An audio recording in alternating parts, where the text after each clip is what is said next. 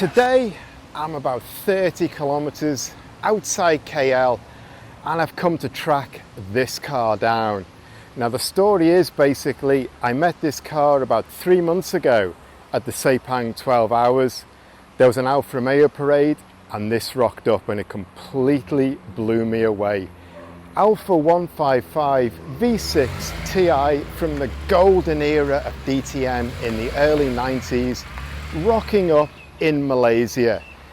It's not a real one, of course, it's a tribute build, and it's been built by a guy who built it entirely himself. He pulled the car out of a scrapyard where it was a wreck, and he built it entirely himself behind his shop. Now it's not a completely faithful replica, and it's got a stock engine in it, so before anyone complains about the details, what he's wanted to do is build a 155 V6 Ti, incorporate his own ideas into it as well to create something very unique and very special and mix it up a little bit. So we got the red 93-94 livery with the 95-96 Martini blended in, so it brings the whole thing together. And what I learned as well when I spoke to him, one, this guy is an Alfisti, you can see behind, he's also got a 156, and into it has gone the 3.2 V6 GTA conversion. And he's not just built this car, he's built a LaFerrari, he's built a Mercedes on a Hyundai base, and he's built a Testarossa. The Testarossa is no longer with us, but clearly this is an interesting guy, and that's why on a rainy day I have tracked him down to find out more about this car. So I'm going to introduce Hansen, who's built this car and owns it, and ask him what is going on to tell me more about this. So let's crack into this.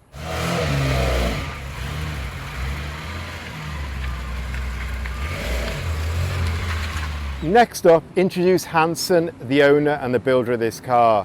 First of all, Hansen, thanks a lot for inviting me here. Let me come down and check this out, finding out more. And the first question I want to ask you is, why did you decide to build a 155 V6 Ti? I'm a member of AROC Malaysia. A few years ago, my friends of Alfa Romeo started talking about this DTM body kit for 155, but it's unavailable in Malaysia. You can get from nearest from Thailand and with very crazy high price. That's why they asked me to build this car with my ideas. So I start to build this car. Well, to start the project, I heard this car came out of a scrapyard and had been there a long time. Yes, this car in scrapyard around 7 years, and this car in very bad condition. So I just bought it and build this car. What would you say was the biggest challenge you had in terms of building this, in terms of realizing this project? Biggest challenge of the measurement, because no DTM car for 155 in Malaysia, so I need to take the measurement for YouTube and Facebook. So let me try and squeeze into this car because this is pure racing style. It's got these high side impact roll bars on it. And this really feels like a racing cockpit. It's been completely stripped out, but they've still retained the production dashboard, which is like they do in DTM and race cars, to give that production feel.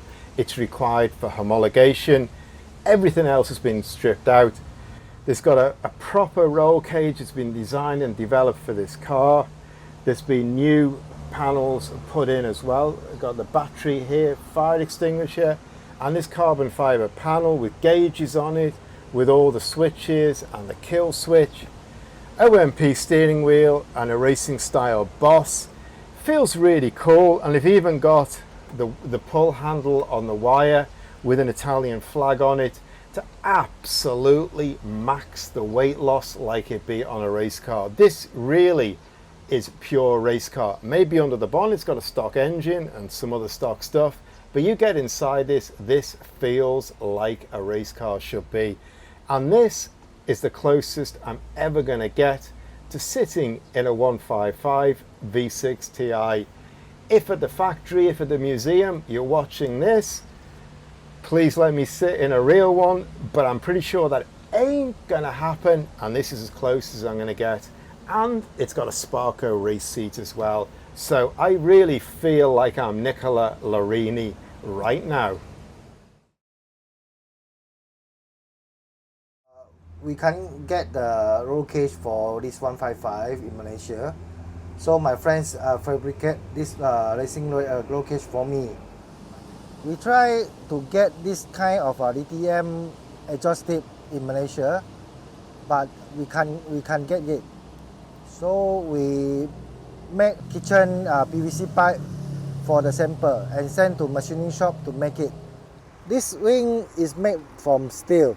I make it for myself, and I copy the DTM car wing from other DTM. Okay, I mix up two delivery sticker. One is for 93 sticker for Larini, one is Martini Racing. So this is the year Alfa Romeo 155 joined the DTM.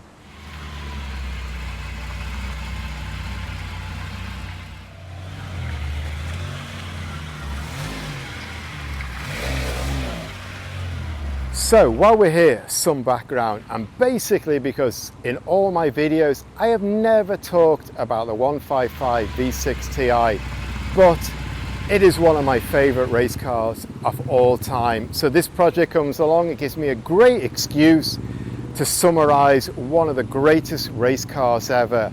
This arrived in DTM in 1993 and went head to head with Mercedes, two big brands, throwing the money, throwing the XF1 drivers into the mix.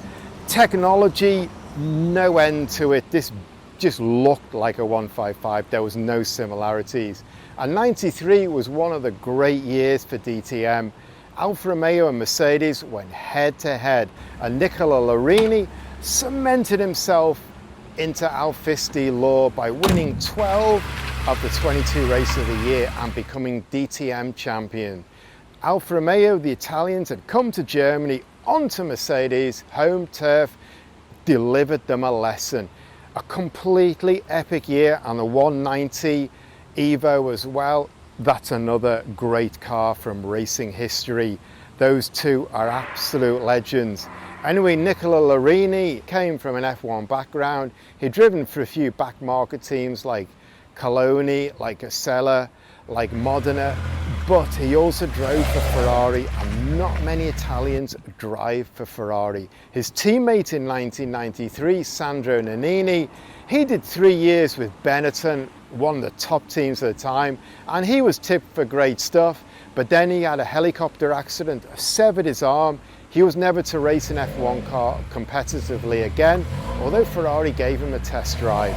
So we had two top F1 stars in these cars, and it didn't just stop there, because Mercedes and Alfa Romeo just went for the best, and there were other ex-F1 drivers racing the 155 over the years.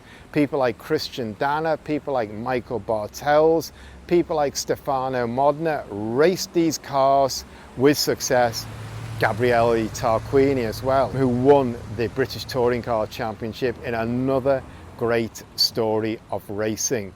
But anyway, the 155, it did 93, 94. It never captured the titles again after 93, but in 94 it won about half the races of the year.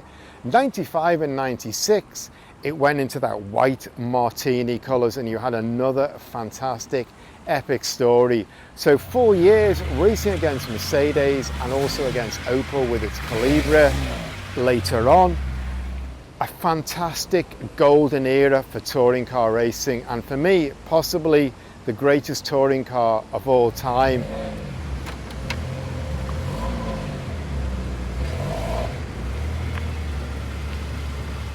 This is my 156 Alfa Romeo. Actually, I got delivery from 155, my 155 DTM.